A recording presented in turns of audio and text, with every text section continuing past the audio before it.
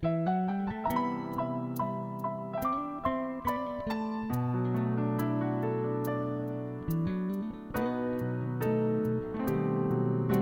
esta tarde, porque nos da la vida, la salud y esta oportunidad para predicar la palabra de Dios.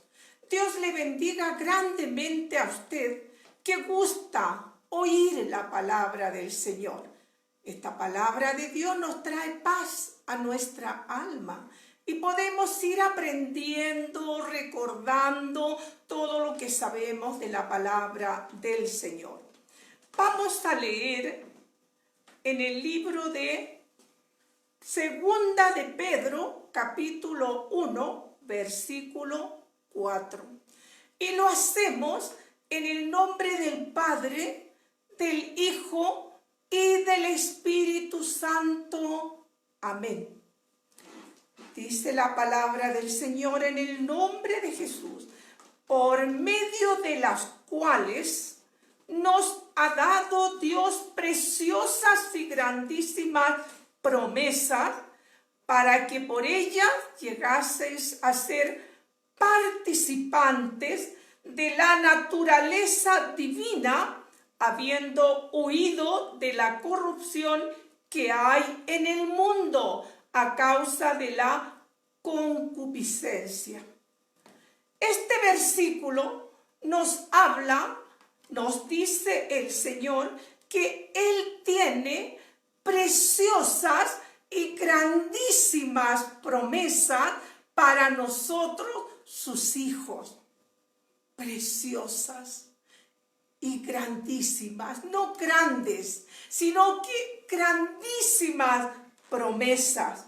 Bendito sea el Señor, que entendemos por la palabra de Dios que hay estudios que dicen que hay más de 3.000 promesas en las Sagradas Escrituras con las cuales nos beneficia nuestro Dios a cada uno de nosotros.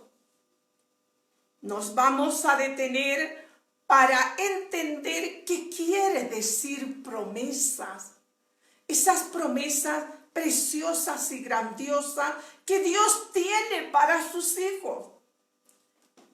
Quiero explicarle que hay dos palabras que parecen que son iguales, pero no es así. Difiere bastante una de la otra. Y estas palabras son ofrecimiento y promesa. Vamos a ver la diferencia. La palabra ofrecimiento se la voy a explicar de la siguiente manera. Hay personas que dicen, mira, tengo esto para regalarte, te estoy ofreciendo. Si a ti te gusta, te lo llevas. Pero si no te gusta, no te lo llevas. O sea, la palabra ofrecimiento carece de seriedad y además es opcional. Si quieres, si te gusta, lo llevas. Pero vamos a ver la palabra promesa, que es muy distinta. La promesa es un pacto. La promesa es un compromiso muy serio. Es un compromiso obligatorio. Eso es la promesa. Por lo tanto, la promesa hay que cumplirla cueste lo que cueste, porque si no está en juego nuestra responsabilidad, nuestros valores como persona. Usted cumple la promesa que ha hecho y queda como rey. Si es una dama, queda como reina. Pero lo importante es cumplir esa promesa. Si no la cumple, corre el riesgo de que la gente pierda la credibilidad en usted y cuestione su responsabilidad. De manera que si la persona no cumple aquella promesa que ha dado, es que estaría quedando como aquellos que son farsantes. Por lo tanto, podemos entender nosotros que Dios ha hecho promesas y Dios las va a cumplir siempre. Por eso yo debo tener mucha confianza en las promesas de Dios. Usted debe tener mucha confianza, creerlas firmemente, porque ellas se van a cumplir, porque las dijo Dios. Y vemos nosotros que el humano falla, pero Dios nunca nos va a fallar, porque no hay diablo que se oponga a lo que Dios ha prometido. Entonces tenemos nosotros que creer, porque para Dios no hay nada imposible. Escuche lo que dice el libro de Números 23:19. Dios no es hombre para que mienta, ni hijo de hombre para que se arrepienta. Él dijo y lo hará, y también lo ejecutará, de manera que Dios no fallará a su palabra. Además dice en Hechos 2:39, porque para nosotros son las promesas de la palabra de Dios y para nuestros hijos. ¡Qué bendición es esto! Vamos a ver dos promesas cumplidas. La primera está anunciada en el Antiguo Testamento y se cumple en el Nuevo Testamento. Y me refiero a la promesa del nacimiento del Salvador del mundo. Absolutamente todos los libros de la Biblia y del Antiguo Testamento anuncian un Salvador y se proyectan hacia el nacimiento de un Salvador. Comienza en el Antiguo Testamento dando una tenue luz, a veces imperceptible para muchos, pero a medida que avanzamos en el Antiguo Testamento, vamos viendo que la luz sobre la venida de un Salvador se hace mucho más clara. Partimos entendiendo desde el libro de Génesis capítulo 3, versículo 15. Dice que cuando Satanás engañó a Adán y Eva, diciéndole que si toman de allí del árbol prohibido, no van a morir. Y esa fue una gran mentira, porque vemos que allí se consumó la desobediencia y verdad que se muere. De manera que allí en Génesis le dice el Padre Dios a Satanás: pondré enemistad entre ti y la mujer. La simiente de la mujer te herirá en la cabeza y tú le herirás en el calcañar. Este anuncio se cumplió porque el Salvador Jesucristo vino conforme la voluntad de Dios. ¿Quién era la mujer? Que dice la simiente de la mujer. La mujer es María. ¿Y quién es la simiente de ella? Su Hijo Jesucristo. Por lo tanto, dice que el hijo de la mujer te herirá en la cabeza. Cabeza quiere decir autoridad. Entonces, el hijo de la mujer, la simiente de la mujer, Jesucristo, te herirá en la cabeza. Esa fue la sentencia dada por el Padre Dios a Satanás. Y podemos ver que efectivamente cuando Jesucristo muere allí en la cruz del Calvario, cumple todo el propósito del Padre, y es cuando allí en la cruz, porque dice su palabra, que aquel Señor Jesucristo nos ha prodigado el pasar de muerte a vida eterna. El propósito de Satanás era una muerte eterna sin ninguna posibilidad de nada. Sin embargo, la muerte de Cristo hace que pasemos de muerte a vida eterna. Vamos avanzando por la Biblia respecto de las promesas que hizo nuestro Dios y llegamos al libro de Isaías 7:14, libro del Antiguo Testamento, y ahí dice el profeta: la Virgen concebirá y dará a luz un hijo y le llamará su nombre Emmanuel, que quiere decir Dios con nosotros.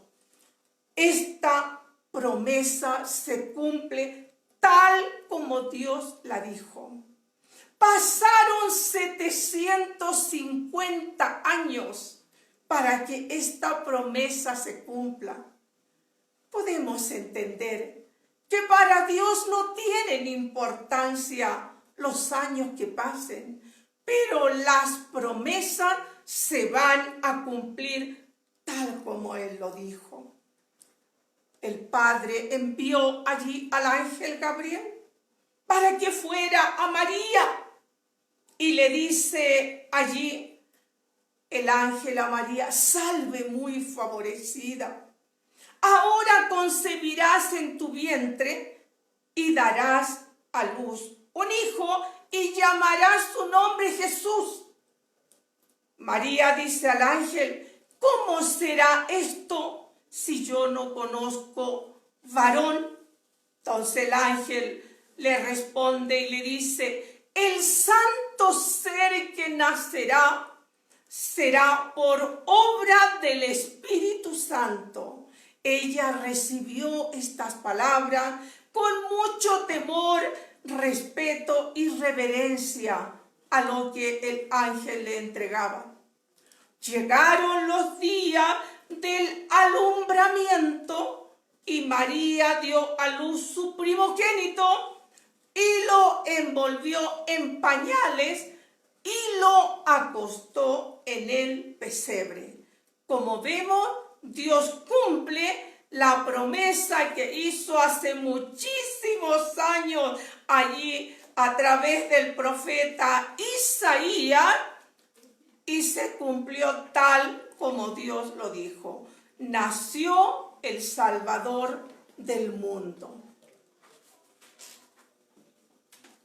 Alguien se preguntará y dirá: ¿por qué el Salvador del mundo, un ser tan especial, un ser tan bendito de Dios, Rey de Reyes, por qué dirán nació en un pesebre?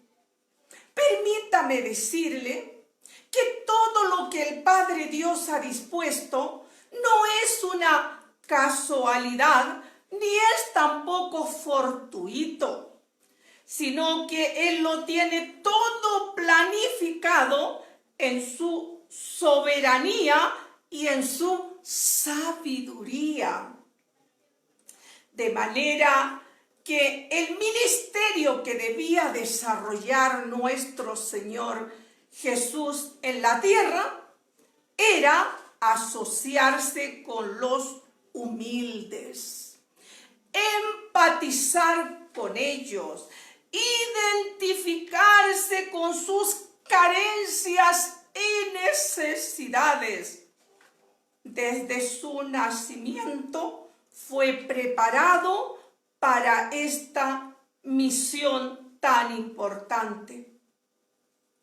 Hoy nosotros tenemos que comprender que la calidad de el ministro de Dios o el líder no se mide por los bienes materiales que él tenga, sino se mide por la unción que Dios le ha dado, por el poder del Espíritu Santo que emana de él. Aleluya. Bendito sea el Señor. Vemos que cuando Jesús caminaba junto a sus discípulos, llegaron allí a Capernaum y las autoridades le exigieron sus impuestos, Podemos ver que Jesús no tenía dinero para pagar sus impuestos, pero tenía fe. Tenía plena confianza que el Padre iba a proveer. Y vemos que allí, dentro del pez, estaba el dinero para pagar el impuesto de Jesús y también de Pedro. También tenemos que entender nosotros que siendo Jesús del linaje, de la familia del rey David, aquí en la tierra vivió como un humilde hijo de Dios. Pero allá en la gloria del Padre, hoy está sentado a la diestra y tendrá el gran beneficio, privilegio y premio de juzgar a la humanidad. Por eso la palabra de Dios dice que no se ha manifestado aún lo que nosotros vamos a llegar a ser en la gloria de Dios. Bendito y alabado sea el Señor. O sea, usted no se entristezca, porque tal vez en esta tierra no tiene lo que quisiera tener, lo que desea tener. Allá en las dimensiones celestiales gozará de grandes privilegios. Quiero decirle, ¿usted cree que allí, entre las familias judías, no habían parejas de la alta alcurnia? ¿Cree usted que si Dios escogió a este humilde matrimonio o pareja, porque aún no habían consolidado el matrimonio, el Dios Todopoderoso, sabio, escogió esta pareja humilde para que ellos sean los padres putativos del Hijo de Dios? ¿Cree usted que el Padre Dios no lo podía haber hecho millonario a Jesús sobre la tierra? ¿Se imagina que él hubiera cobrado por todos los milagros que hizo dirigido por el Padre? ¿No hubiera sido multimillonario? Vemos a través de la palabra del Señor que una vez ahora que Jesús escoge sus discípulos y tiene que decirles a ellos que no va a estar siempre con ellos. Ellos estaban contentos, conformes, estaban felices que Jesús estuviera con ellos. Jesús lo hacía todo. Jesús hacía milagros por la fe que había en él hacia el Padre. Y podemos ver nosotros a través de esta palabra que empieza a explicarles y a decirles que no estará siempre con ellos. Y le dice allí a Pedro, le dice, tomarán al pastor de las ovejas, lo herirán lo matarán, pero al tercer día resucitará. Vemos que Pedro le dijo: en ninguna manera te acontezca esto, ni lo digas, ni lo pienses.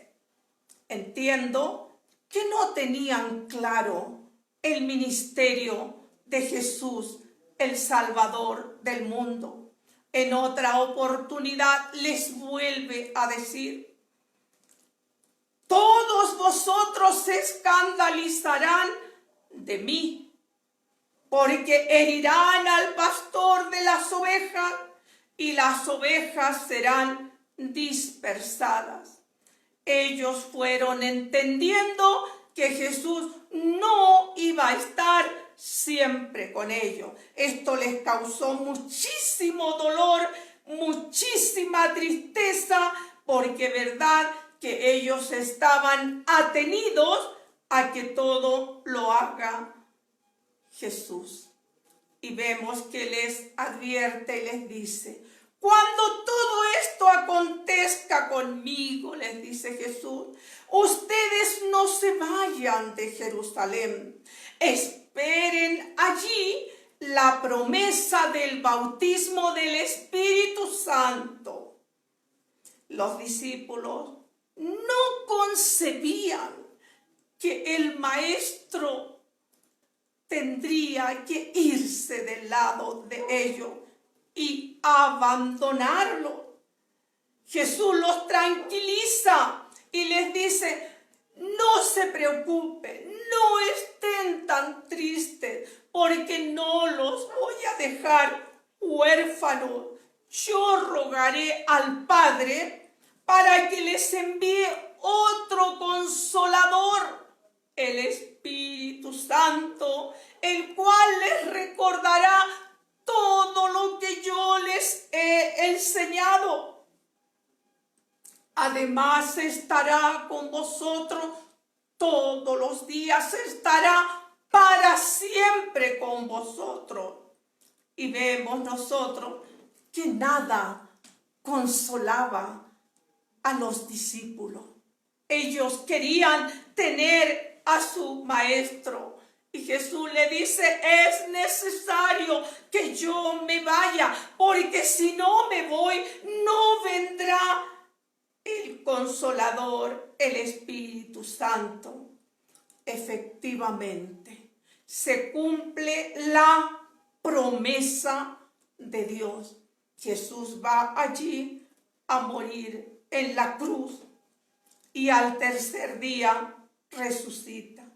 Cuando los discípulos estaban allí reunidos en el aposento alto donde habían 120 personas, se cumple la promesa que hizo Jesús a sus discípulos. Descendió el Espíritu Santo con manifestaciones visibles.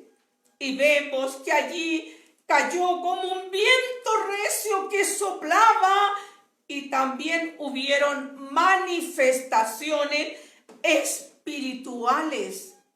Y la gente no entendía qué estaba pasando. Pedro se levantó y explicó a la multitud diciéndole: estas personas no están ebrias, como suponéis vosotros, sino es la venida del Espíritu Santo. Hoy el Espíritu Santo está con nosotros. Bendito y alabado sea el Señor. No se irá, estará con nosotros mientras la iglesia permanezca en la tierra. Alabado sea el Señor.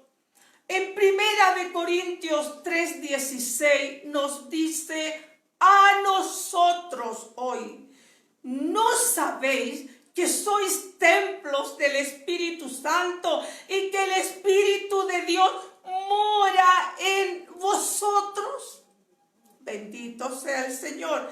Primera de Corintios 6:19 dice: ¿o ignoráis que vuestro cuerpo es templo del Espíritu Santo? Indudablemente, el Espíritu Santo, la tercera persona de la Trinidad Celestial, mora dentro de nuestro corazón. Por eso es que hoy tengo el privilegio de ministrar palabra de Dios.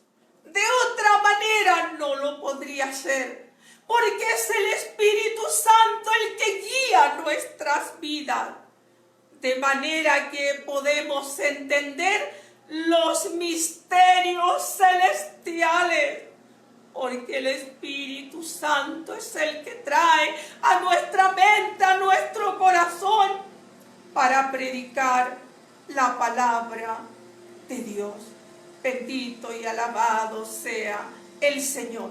Para concluir en esta tarde la palabra de Dios, quiero decirles que hubo un hombre importante, un hombre culto y preparado. Este era el fariseo Nicodemo, y se interesó por saber por qué Jesús hacía los milagros en la tierra. Y le dijo: seguro que Dios está contigo, por eso haces estos milagros. O sea, reconoció que el Padre Dios estaba obrando los milagros a través de su Hijo Jesucristo. Y este hombre Nicodemo tenía inquietud de conocer y saber más de lo espiritual. Y cuando fue a hablar con Jesús fue de noche, porque seguramente en esos tiempos era denigrante para el hombre culto y preparado dirigirse al humilde Jesús. De manera que llegó donde él, y Jesús le dijo: el que no naciere de nuevo no podrá entrar al reino de los cielos. Entonces allí le explica Jesús y le dice: el hombre tiene que pasar por dos nacimientos. El primero es natural y viene por voluntad de la madre. Y el segundo es espiritual y viene por voluntad de Dios. Bendito sea el Señor. De manera que Nicodemo no entendía nada. Permítame decirle que Nicodemo era un hombre culto y preparado, pero eso no se necesita para entender las cosas espirituales. Lo que se necesita es recibir al Espíritu Santo, el cual nos llevará a entender las cosas celestiales. Bendito y alabado sea el Señor. Jesús captó que Nicodemo no entendía nada. Seguramente su pregunta era: ¿y qué es lo espiritual? ¿Qué es el Espíritu? Y Jesús le explica de la siguiente manera: Nicodemo, cuando hay viento, tú no sabes de dónde viene el viento ni para dónde va el viento, porque tú no lo ves al viento.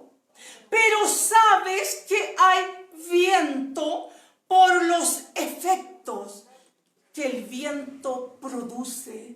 ¿Cuáles efectos? Es que las hojas de los árboles se mueven. Asimismo es el Espíritu Santo. Tú no lo ves, pero sabes ¿Dónde está? ¿Dentro de quién está? Por los efectos que produce el Espíritu Santo. ¿Qué efectos produce? Gran amor por Dios, fe, confianza, seguridad que todo lo que Dios dice es una realidad. De manera que ese efecto que produce el Espíritu Santo que está dentro del Hijo de Dios es lo que yo debo mostrar, no decir lo que soy, sino que los efectos que hay del Espíritu Santo se revelen a través de usted y de mí, para que por nuestro testimonio la gente conozca que el Espíritu Santo está dentro de usted. Escuche esto. Juan 14, 17, dice, el Espíritu de verdad, refiriéndose al Espíritu Santo, el cual el mundo no puede recibir, porque no le ve ni le conoce, pero vosotros le conocéis, porque mora dentro de vosotros y estará siempre con vosotros. Qué gran bendición es esta promesa para nosotros. Y como es una promesa y viene de parte de Dios, yo la creo absolutamente. Es importante que nosotros, los hijos de Dios, mostremos a través de nuestro testimonio que el Espíritu Santo mora dentro de nosotros. Si usted que está escuchando no ha recibido al Espíritu Santo aún, quiero indicarle que tiene que recibirlo, porque lo vamos a necesitar. Entonces, es necesario que usted busque asesoramiento espiritual para que lo guíen en lo que tiene que hacer para recibir la gran bendición y el privilegio de comprender la palabra de Dios y mañana, cuando se convierta, predicar la palabra de Dios. Toda honra, toda gloria sea para nuestro Dios, porque solo Él la merece. Y para mí sea su misericordia. Que Dios bendiga su vida, su hogar y su familia. Amén. Voy a hacer una oración. Padre, en el nombre de Jesús, clamamos, Señor, en esta tarde, suplicándote, mi amado Dios, que pongas en cada uno de nosotros la confianza, la seguridad que tus promesas siempre se van a cumplir. Estas ya se cumplieron, pero vienen promesas que todavía no se han cumplido, como el arrebatamiento de la iglesia. Señor, danos cada día la seguridad de creer que todo lo que está en tu palabra es real, porque tu palabra lo dice: cielo y tierra pasará, mas mi palabra no pasará hasta que se cumpla completamente. Señor, bendice en gran manera a todos los que han prestado oídos a tu palabra, Señor, y ayúdanos a cumplirla, porque no es solo escucharla, oírla, sino cumplirla. Gracias, Señor, por esta oportunidad. Te lo pedimos en el nombre de Jesús, nuestro amado Salvador. Amén, amén. Dios les bendiga.